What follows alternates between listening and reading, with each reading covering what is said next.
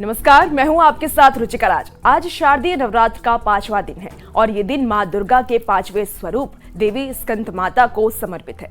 कहते हैं कि देवी स्कंद माता की पूजा करने से साधना की हर मनोकामना पूरी होती है।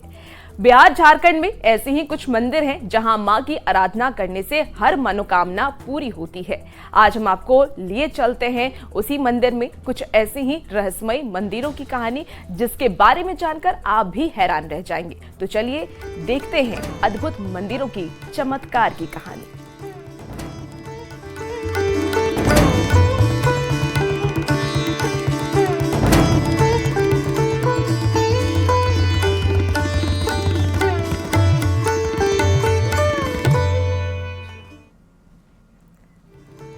आज हम आपको सबसे पहले दिखाने जा रहे हैं झारखंड के उस मंदिर की कहानी जो दुनिया का दूसरा सबसे बड़ा शक्तिपीठ है, जहां बिना सिर वाली देवी की पूजा होती है। हम बात कर रहे हैं रजरप्पा वाली छिन्नमस्तिका माई की, जिन्होंने सिर काटकर सहेलियों की भूख मिटाई थी। देवी को ऐसा क्यों करना पड़ा, देखिए इस रिपोर्ट में।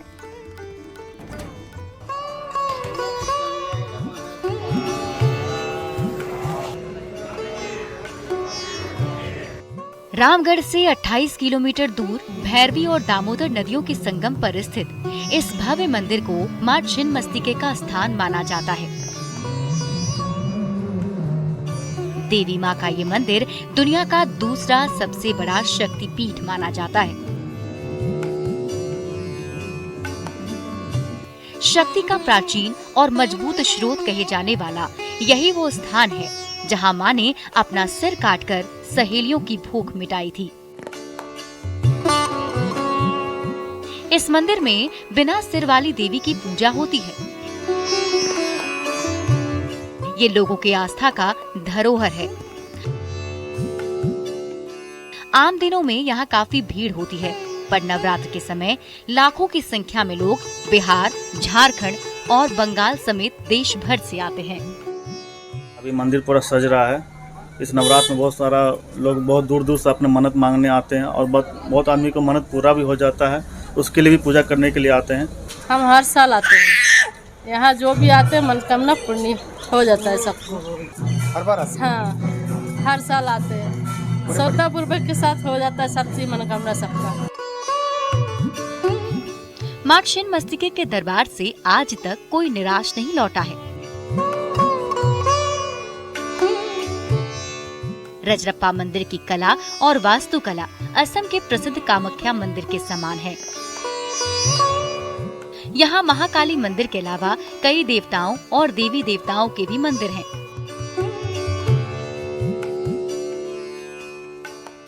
सूर्य मंदिर, 10 महाविद्या मंदिर, विशाल शिवलिंग भी है। बजरंगबली मंदिर, शिव मंदिर और विराट मंदिर, यहाँ कुल 7 मंदिर मौजूद हैं। पश्चिम दिशा से दामोदर और दक्षिण दिशा से कलकल करती भैरव नदी का दामोदर में मिलना मंदिर की खूबसूरती में 4 चांद लगा देता है। मंदिर के निर्माण काल के बारे में पुरातात्विक विशेषज्ञों में मतभेद है। इस मंदिर का निर्माण 6000 साल पहले कराया गया था, जबकि कई इसे महाभारत युग का बताते हैं। यहाँ नवरात्र में विशेष श्रृंगार पूजा की जाती है। फूलों का इस्तेमाल होता है। श्रृंगार पूजा जो है प्रतिदिन यहाँ शाम 5 बजे से माँ का स्नान होता है, उसके बाद श्रृंगार होता है, उसके बाद आरती होता है। तो श्रृंगार ऐसा होता है कि दिन भर का भीड़ भाड़ के बाद माँ को हम लोग श्रृंगार करवाते हैं गर्भगृह में माँ के विग्रह के सामने।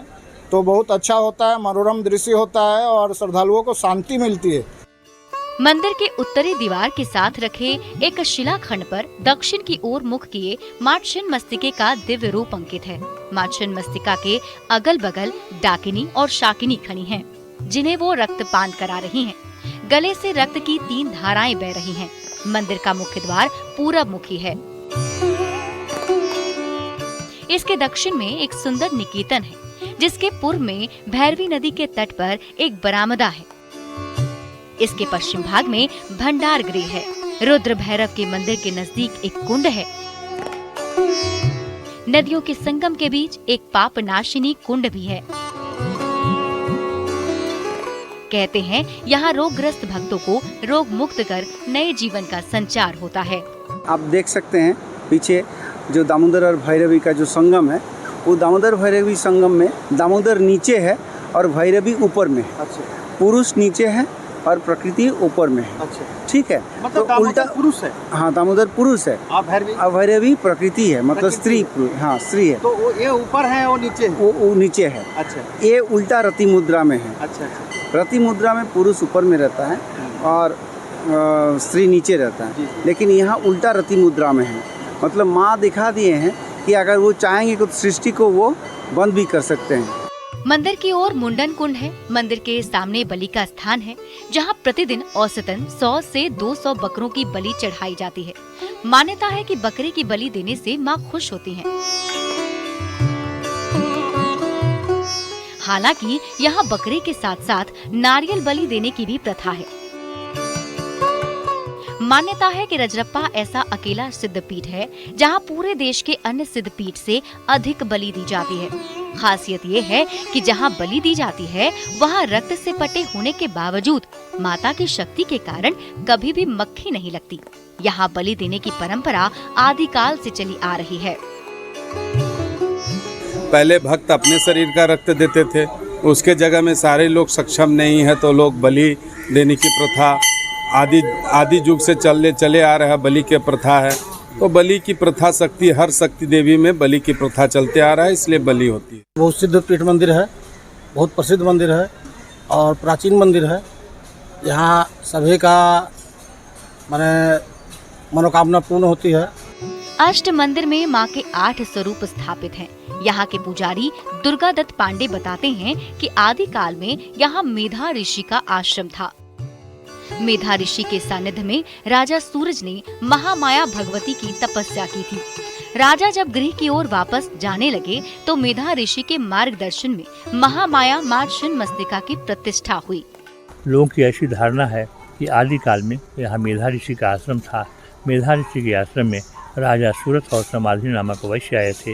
राजा सूरत और समाधि दोनों मिलकर के महामाया भगवती की तपस्या किए मेधा ऋषि के मार्गदर्शन में, और उनके अनुकूल व्यवस्था हुई, उनकी पूर्ववत स्थिति हुई, उनकी मानसिक संतुलन पूरा हुआ।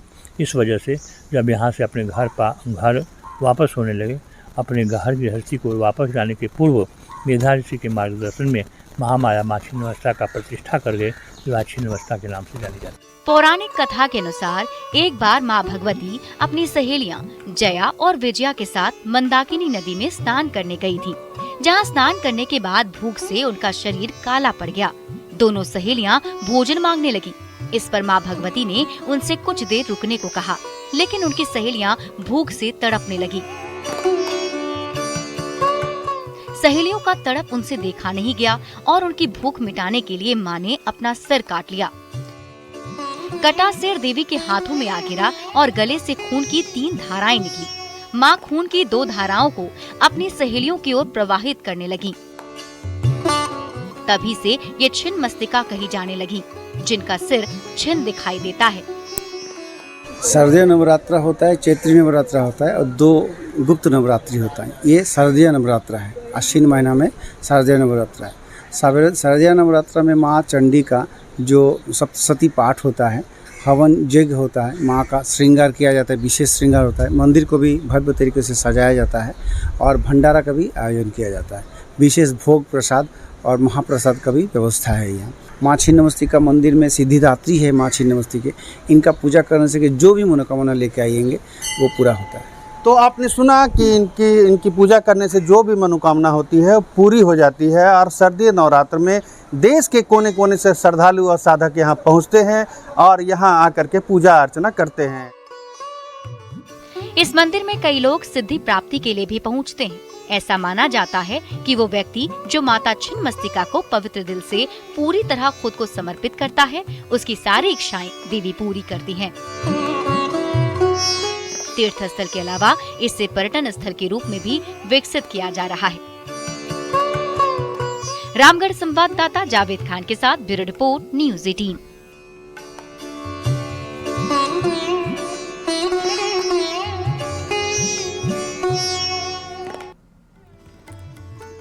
अब बात बिहार के उस मंदिर की जिसकी सतयुग से लेकर कलयुग तक मान्यता है। इसी मंदिर में पूजा करने के बाद भगवान श्री राम धनुष यज्ञ के लिए जनकपुर आए और धनुष तोड़ने के बाद मां सीता ने प्रभु श्री राम को वरमाला पहनाई। भगवान राम को यह आशीर्वाद आरा के आरण्य देवी मंदिर से मिला था, जहां महाभारत काल से ही पूजा हो रही है।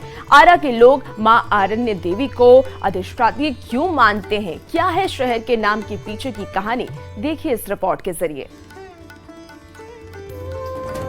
आरा का नाम आते ही सबसे पहले जहन में कुछ आता है, वो है मां आरण्य देवी का नाम। ये वही आरण्य देवी का भव्य मंदिर है जिनके नाम पर शहर का नामकरण किया गया है। मां आरण्य देवी आरा शहर की अधिष्ठात्री देवी कही जाती हैं, जो लाखों लोगों की आस्था, विश्वास और श्रद्धा की प्रतीक हैं। सालों पहले स्थापित ये मंदिर संगमरमर का है। मंदिर का मुख्य द्वार पूरब की तरफ है और मुख्य द्वार के ठीक सामने मां की भव्य प्रतिमा है। कहा जाता है कि इस मंदिर में की गई साधना सफल होती है और मां अपने भक्तों को मनवांछित फल प्रदान करती हैं। आरण्य देवी से संबंधित 2-3 जो कहानियां हैं, किंवदंतियां हैं, वो प्रचलित है। द्वापर युग का है, जहां राजा मोरध्वज का कहानी है। उन्होंने आरा से अपने बच्चे को चीर दिया था, इसलिए आरा का नामकरण हुआ। माता से यहाँ के सभी लोग की आस्था जुड़ी हुई है। हमारे शहर की अधिष्ठात्री देवी मानी जाती है मां आरण्य देवी, और जो भी यहाँ सच्ची श्रद्धा और निष्ठा से आते हैं, माँ सबकी मनोकामनाओं को पूर्ण करती है। आरण्य देवी के मंदिर में मां के अलावा काले पत्थरों की महासरस्वती की बड़ी मूर्ति और महालक्ष्मी की छोटी मूर्ति है। साथ ही इस मंदिर के प्रांगण में राम भक्त हनुमान और भोलेनाथ की मूर्ति के साथ राम दरबार भी स्थापित है। लोग इस मंदिर को किला की देवी के नाम से भी जानते हैं। इस मंदिर में लोग अपनी मांगी गई मन्नत पूरी होने तक घी के बड़े बड़े दिए जलाते हैं। वैसे तो साल भर यहाँ हजारों भक्तों की भीड़ जुटती है, लेकिन नवरात्र में लाखों की संख्या में श्रद्धालु मां के दरबार में दर्शन के लिए आते हैं। नवरात्र में मां के मंदिर को फूल और माला से भव्य तरीके से सजाया जाता है। साथ ही विशेष पूजा अर्चना भी की जाती है। वैसे तो यहाँ पूजा अर्चना के लिए सालों भर भक्तों का भीड़ लगा रहता है, लेकिन नवरात्र के मौके पर ये भीड़ लाखों की संख्या में पहुंच जाती है और देश ही नहीं बल्कि विदेशों से भी जो श्रद्धालु भक्त हैं वहां आकर के माता आरण्य देवी का दर्शन करते हैं और आशीर्वाद लेते हैं। शारदीय नवरात्र और चैत्र नवरात्र में यहाँ काफ़ी भीड़ रहती है। सबसे खास बात यह है कि यहाँ पशु बलि नहीं दी जाती है, नारियल चढ़ाया जाता है, उसी की बलि दी जाती है। मां आरण्य देवी को भारत के 51 शक्तिपीठों में से एक माना जाता है। इसे शक्तिपीठ और सिद्धिपीठ दोनों कहा जाता है। पौराणिक कथाओं के अनुसार दक्ष प्रजापति के महायज्ञ में भगवान शिव अपनी पहली पत्नी माता सती के शरीर को उठाकर तांडव कर रहे थे। तब पृथ्वी पर प्रलय रोकने के लिए भगवान विष्णु ने सुदर्शन चक्र से मां सती के शरीर को खंड खंड किया। मां सती के शरीर के हिस्से धरती पर गिरे, जिसमें आरण्य देवी का मंदिर भी शामिल है, जहाँ शक्तिपीठ की स्थापना हुई। माता सती मैया का बायां जांघ गिरा था, जिसके चलते आदि शक्ति माता स्वयं शंभु हैं, आप रूपी प्रकट हुई हैं।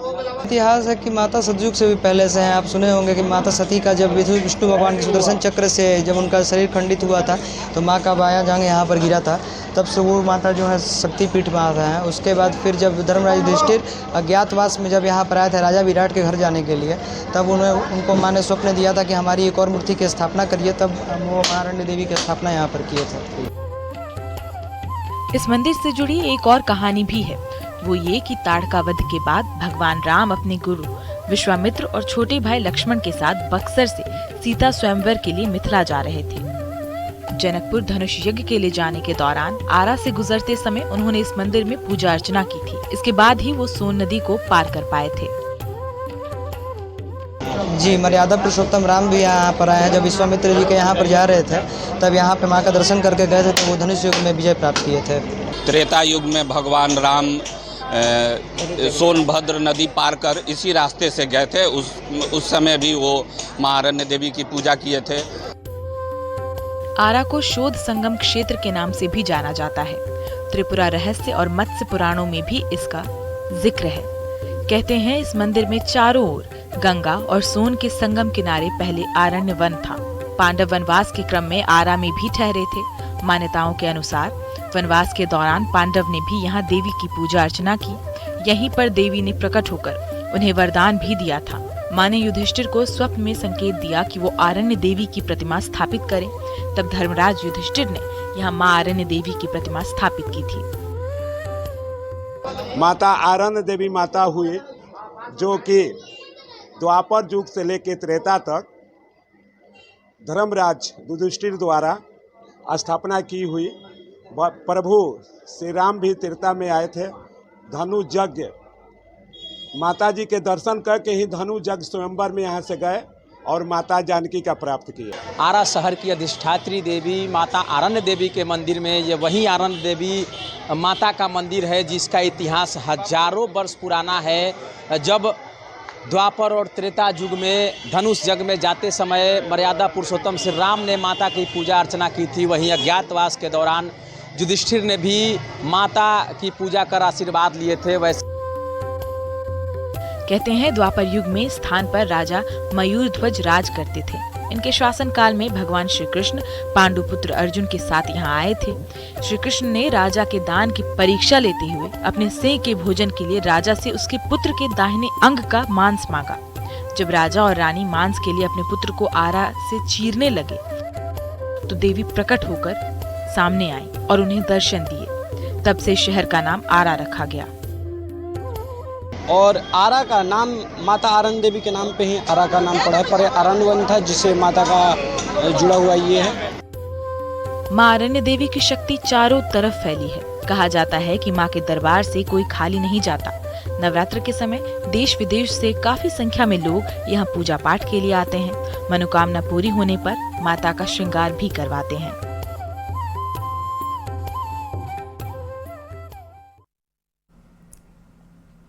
और अब अंत में बिहार के उस मंदिर की कहानी जहां मां की उपासना करने पर भक्तों को केस और मुकदमे में सफलता मिलती है। काल कोठरी और मुकदमेबाजी से छुटकारा मिल जाता है। अब ये चमत्कार कहिए या करिश्मा, गया शहर में मां बगलामुखी की पूजा करने वाले श्रद्धालुओं का यही दावा है। क्या है इस मंदिर का रहस्य, देखिए इस रिपोर्ट में।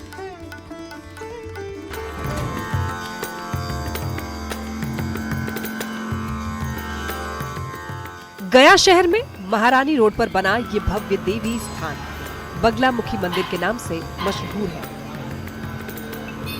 तहसील लेन बांग्ला स्थान में माता का भव्य मंदिर विराजमान है, जिसकी प्रसिद्धि दूसरे मंदिरों से काफी अलग है। वैसे तो गया में सनातन धर्मावलंबियों के लिए एक से बढ़कर एक धार्मिक स्थल है, पर मां बगलामुखी की कहानी काफी अनोखी है। कहा जाता है कि माता रानी की कृपा से केस मुकदमे जीतने में मदद मिलती है। बगलामुखी के दर्शन से जेल की काल कोठरी मुकदमेबाजी से छुटकारा मिलता है। कोर्ट कचहरी का मामला कुछ मेरे मित्र का भी था मामला यहाँ जी, तो अर्चना करने के आराधना करने के लिए आए थे तो लाभ मिला है। माँ की बहुत कृपा है मेरे ऊपर। बाकी लाखों भक्तों की मनोकामनाएं रोज पूर्ण होती है। जिनका कोर्ट कचहरी का मामला होता है उनकी भी यहाँ सुनवाई है। ये यहाँ खुद बैठ के उनका फैसला करती है एवं उनको सफलता प्रदान करती है। माता बगलामुखी की महिमा टिकारी महाराज के काल से जुड़ी हुई है। बगलामुखी मंदिर में टिकारी महाराज हरिहर प्रसाद सिंह ने अनुष्ठान कराया था, जिसके कारण टिकारी महाराज को इंग्लैंड में चल रहे केस में जीत हासिल हो गई थी। बताया जा रहा है कि टिकारी महाराज पर इंग्लैंड के प्रीवी काउंसिल में मुकदमा चल रहा था। भारत के प्रसिद्ध ज्योतिर्विद तांत्रिक भवानी नंद मिश्रा की सलाह के बाद टिकारी महाराज हरिहर प्रसाद सिंह ने बगलामुखी मंदिर में सहस्त्र दल स्थापित किया। 36 दिन 36 ब्राह्मण के साथ अनुष्ठान चला। महाराज हरिहर प्रसाद सिंह को उस मुकदमे में चमत्कारिक सफलता मिली। बगलामुखी जो है शत्रु संहारनी देवी के रूप से जानी जाती है। जीवन में ऐसा कोई भी काम जो लंबे समय से पड़ा हुआ हो, कोर्ट मुकदमा, किसी भी प्रकार का वाद विवाद हो, किसी भी प्रकार का राज सत्ता की इच्छा रखने वाले लोग हों, उनके लिए बगलामुखी देवी जो है उनकी उपासना बड़ा लाभकारी है। बगलामुखी 10 महाविद्या की 8वीं देवी कही जाती है, जिनका पूजन शत्रु का दमन करने के लिए है। पीड़ित को माता के पूजन से शक्ति प्राप्त होती है और उसे शत्रु दमन करने में सफलता मिलती है। यहाँ बगलामुखी मंदिर में शत्रु पर विजय पाने के लिए पूजा का बड़ा महत्व है। सैकड़ों साल पुराना ये देवी मंदिर कई तरह के चमत्कारों के लिए देश भर में प्रसिद्ध है। माता बगलामुखी के नाम से ही इस स्थान को बगला स्थान के नाम से जाना जाता है। यहाँ पूजन से शत्रु के खिलाफ भक्त को निश्चित तौर पर लाभ मिलता है। इसकी कई कहानियां भी चर्चित हैं। माता बगलामुखी की पूजा भगवान श्री राम ने भी की थी। लंका पर चढ़ाई के दौरान समुद्र पार करने से पहले भगवान राम ने बगलामुखी माता की पूजा की थी। इसके बाद चढ़ाई की थी। माता का शक्तिपीठ के रूप में गया में मतलब 100 साल पुराना मंदिर है ये, तो इनकी कृति और इनका आशीर्वाद भक्तों पे रहता है। बगलामुखी देवी यहाँ जो है लगभग 100 वर्षों से स्थापित है। यहाँ मंदिर प्रांगण में सबसे पहले बगलामुखी सहस्त्रदल ब्रह्मास्त्र यंत्र की स्थापना हुई थी। उसके उपरांत बगलामुखी की प्रतिमा, शिव परिवार की प्रतिमा, बटुक भैरव देवता, हनुमान जी और भी अलग अलग यहाँ पे देवता स्थापित हैं। बगलामुखी मंदिर में माता की प्रतिमा अद्भुत है। ये प्रतिमा अष्टभुजा की है और यहाँ की प्रसिद्धि दूर दूर तक है। माता की प्रतिमा करीब 4 फीट की है और उनके सर पर सोने का मुकुट है। माता की प्रतिमा शत्रु की जिह्वा खींच रही मुद्रा में है। माता स्वर्ण आभूषण से सुसज्जित है। देश के गिने चुने शहरों में मां बगलामुखी का मंदिर है, जिसमें गया का ये मंदिर भी शामिल है। मध्य प्रदेश में 2 जगह पर और हिमाचल प्रदेश में भी माता का मंदिर है। गया में माता बगलामुखी मंदिर में चारों नवरात्रि में पूजन यज्ञ होता है। सप्तमी, अष्टमी और नवमी के दिन यहाँ पर फरियादियों की भीड़ काफी संख्या में जुटती है। बहुत वर्षों से आ रहे हैं। हम लोग की हर मनोकामनाएं यहाँ पूरी होती है। लाखों की भीड़ यहाँ उमड़ती है। नवरात्रों में यहाँ सुबह शाम सभी माताएं बहनें यहाँ आकर के पूजा करती हैं। माता की सभी मनोकामनाएं यहाँ पूरी होती हैं। इस मंदिर में माता पार्वती का उग्र रूप है, जो अपने बाएं हाथ से शत्रु का स्तंभन कर रही है। माता का आसन प्रेत है तो पावन चरण अष्टकमल पर स्थापित है। मंदिर में शत्रु नाशवाक सिद्धि, वाद विवाद, राजसत्ता, वैवाहिक उद्देश्य और विजय प्राप्ति के लिए उपासना सर्वोत्तम मानी गई है। मान्यताओं के कारण गया के इस देवी मंदिर में बिहार ही नहीं बल्कि देश भर से लोग आते हैं। यहाँ माता के सामने अर्जी रखते हैं और अपनी पीड़ा रखकर माता से शत्रु को हराने की गुहार लगाते हैं। भक्तों का ये मानना है कि उन्हें निश्चित तौर पर सफलता मिलती है। माता उनकी पीड़ा और दुख को हर लेती है। नतीजतन कोर्ट कचहरी पुलिस केस से उन्हें निजात मिलती है। जनमानस में बहुत आस्था है। केवल गया के लोग ही नहीं, पूरे भारत के लोग यहाँ माई का दर्शन करने के लिए, यहाँ साधना करने के लिए लोग पहुँचते हैं। माई की उपासना जो है बहुत चमत्कारिक परिणाम देने वाली है। वाग्य सिद्धि की देवी है। माई के भक्त जो होते हैं उन पे माई की बड़ी कृपा होती है। 10 महाविद्या की 8वीं देवी बगलामुखी पार्वती की ही एक विग्रह है, जिन्होंने भगवान शंकर के क्रोध को शांत करने के लिए अलग अलग हिस्सों में बांट लिया था। 8वीं दिशा में बगलामुखी थी, जो शत्रु संहारिणी देवी है। बगलामुखी देवी की उपासना बड़ा ही लाभकारी होता है। इसके लिए उन्हें हल्दी से यहाँ पर हवन कराया जाता है। उसके लिए बड़ा फायदा होता है। पीला फूल, पीले वस्त्र, पीला प्रसाद, पीला माला, पीला आसन, पीला सरसों और हल्दी से माँ बगलामुखी की आराधना की जाती है। यहाँ पर सबसे पहले बगलामुखी शस्त्रदल ब्रह्मास्त्र यंत्र की स्थापना हुई थी। उसके बाद बांग्ला स्थान की प्रतिमा, शिव परिवार और हनुमान जी की प्रतिमा स्थापित हुई। माँ बगलामुखी 10 महाविद्या की 8वीं देवी है। 10 महाविद्या, ऐसा मान्यता है कि 10 महाविद्या जो होती हैं पार्वती का ही एक प्रकार का विग्रह है, जो भगवान शंकर के क्रोध को शांत करने के लिए अपने आप को अलग अलग दिशा में उन्होंने बांट लिया था, जिसमें 8वीं दिशा में जो थी बगलामुखी थी। यहाँ बंगला स्थान मंदिर है। बंगलामुखी माता का मंदिर है। बहुत सिद्ध पीठ है यहाँ का। यहाँ सभी मनोकामनाएं भक्तों की पूरी होती है। और हम लोग यहाँ बहुत वर्षों से आ रहे हैं। जमीन जायदाद, कोर्ट कचहरी के चक्कर और केस मुकदमा से छुटकारा दिलाने वाली माँ बगलामुखी की कहानी देश भर में मशहूर है। बिहार ही नहीं बल्कि देश भर के अलग अलग कोने से लोग माँ की पूजा करने के लिए पहुँचते हैं। जो भी श्रद्धालु माँ की साधना के लिए आते हैं, मन्नत मांगते हैं, माँ उनकी मनोकामनाएं जरूर पूरा करती है। गया संवाददाता एलन लीली के साथ ब्यूरो रिपोर्ट, न्यूज़ 18। आज के लिए बस इतना ही। कल आपसे फिर मिलेंगे बिहार और झारखंड के किसी ऐसे ही चमत्कारी और रहस्यमय मंदिरों की अनोखी कहानी के साथ। जय मां दुर्गे। न्यूज़ 18 बिहार झारखंड के YouTube चैनल को जरूर लाइक, शेयर और सब्सक्राइब कर लें।